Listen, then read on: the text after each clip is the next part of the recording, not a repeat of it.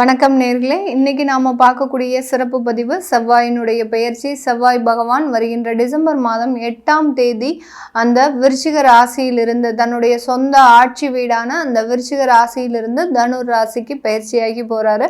இப்போ நம்ம விருச்சிக ராசி என்பர்களுக்கு இருக்கக்கூடிய பலன்களை பற்றி இந்த பதிவுல தெளிவா பார்க்கலாம். இந்த விருச்சிக ராசி என்பர்கள் உங்களுடைய ராசி அதிபதியும் கூட அந்த செவ்வாய். இவர் தன்னுடைய ஸ்தானத்திலிருந்து 2ஆம் ஸ்தானமான அந்த தனம் வாக்கு குடும்ப ஸ்தானத்திற்கு பெயர்ச்சியாகி போறார். இந்த விருச்சிக ராசி என்பர்களுக்கு இந்த காலகட்டம் குடும்பம் சம்பந்தப்பட்ட சில விஷயங்கள்ல நிறைய மாற்றங்கள். ஏன்னா உங்களுடைய குடும்ப ஸ்தானாதிபதி அங்க 8ஆம் இடத்துல இருக்கிறார். அந்த 8ஆம் இடத்துல இருக்கக்கூடிய அந்த குருவையும் இந்த செவ்வாய் சமசப்தம ஸ்தானத்துல பார்க்கறதுனால குரு மங்கள யோகம் ஏற்படக்கூடிய ஒரு தருணமாக இருக்கும். இந்த காலகட்டம் விருச்சிக ராசி என்பர்களினுடைய 5ஆம் இடத்துல இருக்கக்கூடிய அந்த சனியை இந்த செவ்வாய் 4ஆம் பார்வையாக பார்வையிடுகிறார். அதனால செவ்வாய் சனி அப்படின்ற ஒரு சேர்க்கை இருக்கிறதுனால இந்த விருச்சிக ராசி என்பர்களுக்கு இந்த காலகட்டம் குடும்பத்தில் இருக்கக்கூடிய சில பிரச்சனைகள் அந்த குழந்தைகள் ரீதியாக நிவர்த்தி ஆகிறதுக்கு உண்டான ஒரு நேரமாக இருக்க போகுது.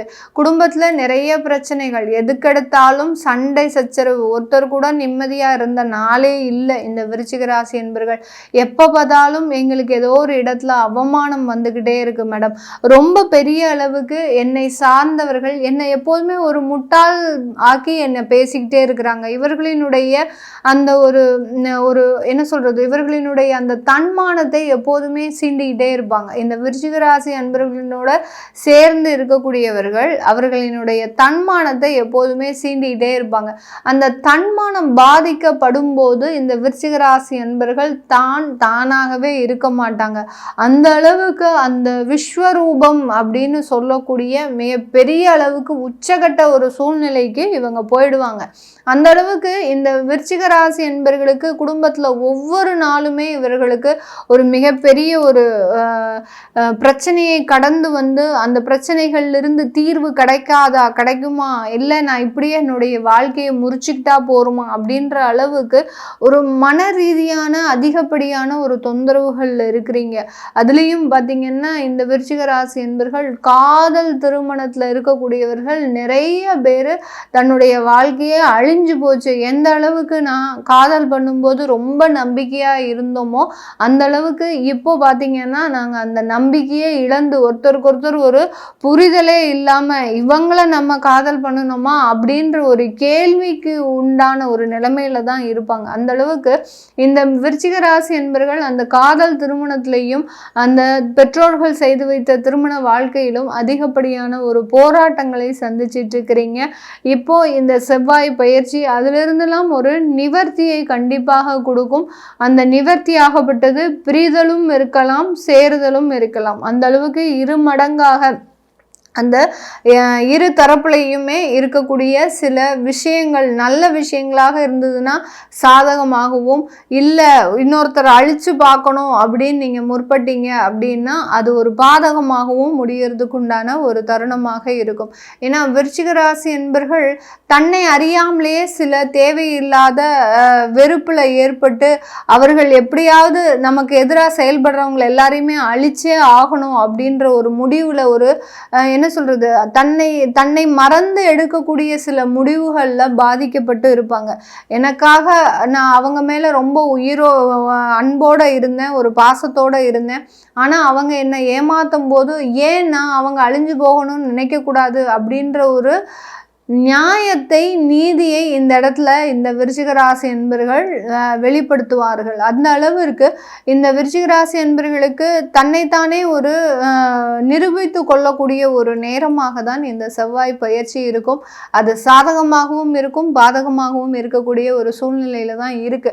ஏன்னா செவ்வாய் அந்த 8ஆம் இடத்துல இருக்கக்கூடிய அந்த குருவையும் பார்க்கறதுனால குடும்பத்துல விவாகரத்து அப்படின்னு நீங்க போய்கிட்டே இருக்கிற பட்சத்துல விவாகரத்து கண்டிப்பா ஆகும். எனக்கு ஒன்று சேரணும் அப்படின்ற ஒரு மனநிலையோடு இருந்தீங்க அப்படின்னா கண்டிப்பாக ஒன்று சேரக்கூடிய ஒரு மாற்றம் இருக்கு.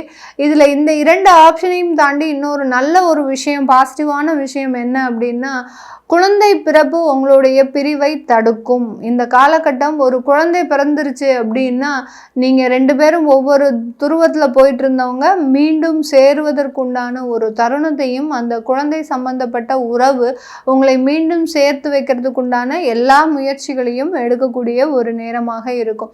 இந்த விருச்சிக ராசி என்பர்கள் வேலையை விட்டுருக்குறீங்க. கடந்த 3 மாசத்துல பார்த்தீங்கன்னா விருச்சிக ராசி என்பர்கள் எல்லாருமே பார்த்தீங்கன்னா வேலையை விட்டுட்டு வந்துட்டேன் கடந்த 3 மாதமாக வேலை இல்லை இப்படின்னு நிறைய பேர் கமெண்ட் பாக்ஸில் போடுவீங்க.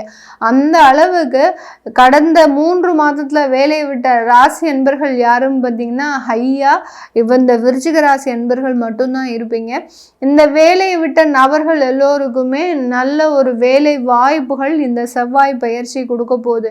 ஏன்னா உங்களுடைய 6ஆம் வீட்டு அதிபதி அந்த செவ்வாய் 2ஆம் இடத்துல இருக்கும்போது வேலை ரீதியான வருமானங்கள் இந்த விருச்சிக ராசி என்பவர்களுக்கு இந்த காலகட்டம் கண்டிப்பாக கிடைக்கக்கூடிய ஒரு தருணமாக இருக்கும்.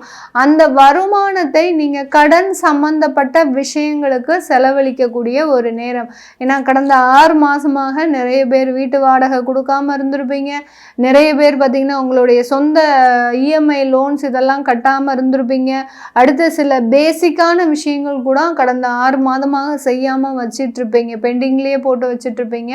அது எல்லாமே இந்த செவ்வாய் பயிற்சி காலகட்டத்தில் அந்த கடன்களுக்கு அந்த வருமானம் தீர்வதற்குண்டான ஒரு நேரமாக தான் இந்த ராசி என்பர்களுக்கு இருக்க போகுது.